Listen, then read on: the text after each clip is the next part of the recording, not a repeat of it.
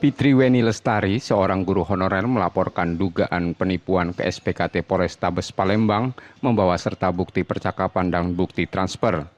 Menurut Fitri, kejadian bermula saat ia berencana menjual akun gamenya dihubungi pelaku melalui aplikasi percakapan.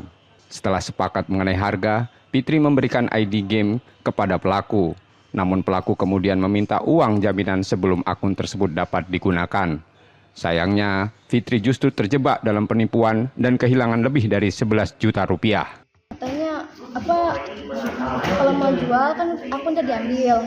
Nah, kalau mau uang itu dapat, harus transfer dulu uang jaminan. Terus kita transfer? Iya.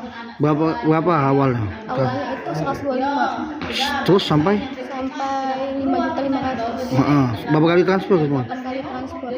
Berapa semua kerugian? 11.100.000. Kini laporan Fitri tengah ditangani pihak kepolisian.